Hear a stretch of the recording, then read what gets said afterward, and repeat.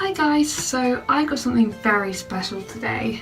This album I have been looking for in like every single music shop I enter, every website, and except for finding it on Amazon, I couldn't find it anywhere until I walked into Memphis today.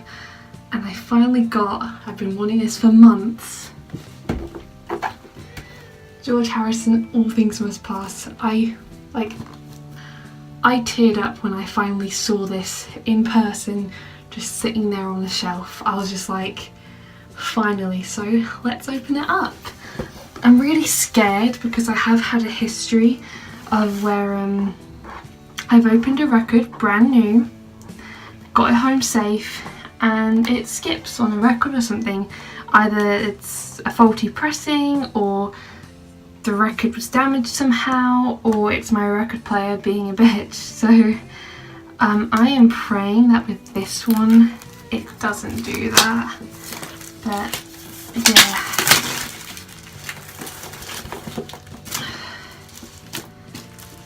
Okay, so the seal is off and it's a box. I knew it was a box, but it's just still kind of weird. The box is a little bit dirty, you know, but I don't mind too much. I'm not someone like it has to be pristine. I'm more worried about the condition of the record itself rather than the box.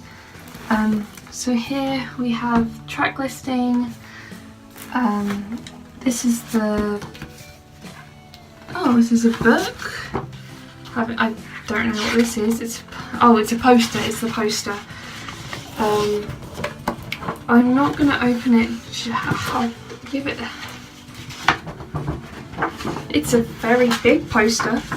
Oh my god. There he is. There's the boy.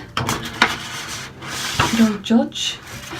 It's quite dark. You can't see a lot of him, but I suppose that's the effect. The desired effect, I guess. And I'll have to try and close this up. Ooh, I'm not good. Oh, we got there in the end. And then in this box we have purple paper. I suppose this is an alternate sleeve for side one, which I'll probably put in here. Oh no, it's not. It's oh yes it is.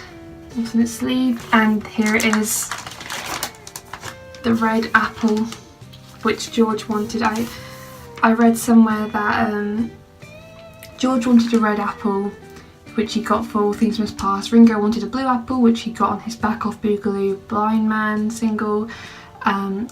John wanted white, and I can't remember what album that got on. I think he has a white apple on something that he recorded. And Paul wanted green, and looks like Paul won because most of the apples are green. But yeah, here's side one. My favourite tracks from the whole album are Ballad of Sir Frankie Crisp is my favourite song of all time. It's definitely my favourite song from George, favourite song from this album, favourite song from any post-Beatle work from any of the Beatles. So I'm really hoping that sounds alright on here. I also love Isn't It a Pity. My Sweet Lord is iconic. Wah Wah is great. Apple Scraps is sweet. If Not For You is nice. Let It Down, like both versions of Let It Down are really good. Although I think the wall of sound on Let It Down just isn't great. I love the wall of sound on Ballad of Sir Frankie Crisp and My Sweet Lord, but it's too messy on Let It Down. And then we have the second sleeve for the second disc, like second alternate with all the lyrics that are lovely. I've just noticed something a bit weird. So obviously All Things Must Pass, the vinyl comes with like these lyric sleeves, which is all great. But for side two, I don't understand. For I Dig Love, they have like the first verse and then nothing, and then they carry the song on here. Like, I don't know if that's some sort of printing mistake or if it's intentional for some reason. I just find the format a bit weird. Okay. I love that it's a box, it just makes it so special. And then the second disc here, there it is. I love the red apple. And then apple jam. I've listened to apple jam once, but and yet of course it comes with a different type of apple. But yeah, let's give this a play.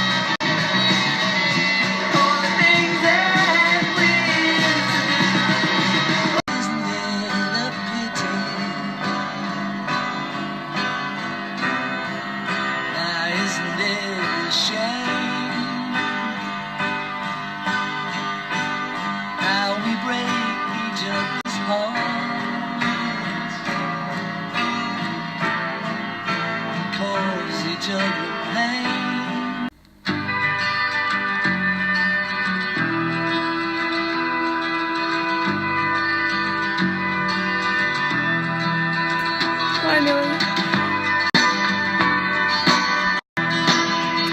I'm tearing up.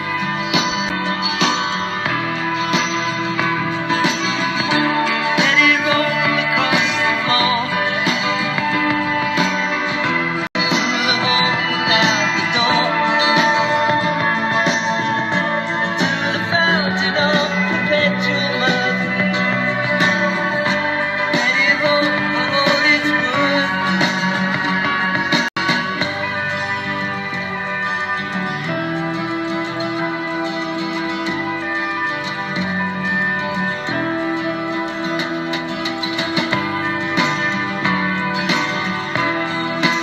I'm listening to Apple Jam at the moment. I've only listened to probably most of Apple Jam once, but I'm giving it a go.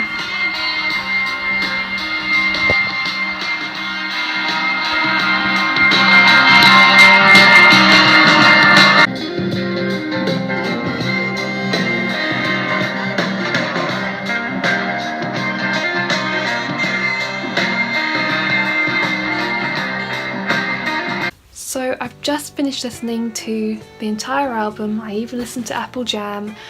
I know a lot of people discount Apple Jam, and whilst I wouldn't listen to it every single time I wanted to listen to the album, I think it's definitely a great jam, and it's kind of something I'd listen to like in the background, whether I was like doing some errands or doing some work or tidying my room or just chilling.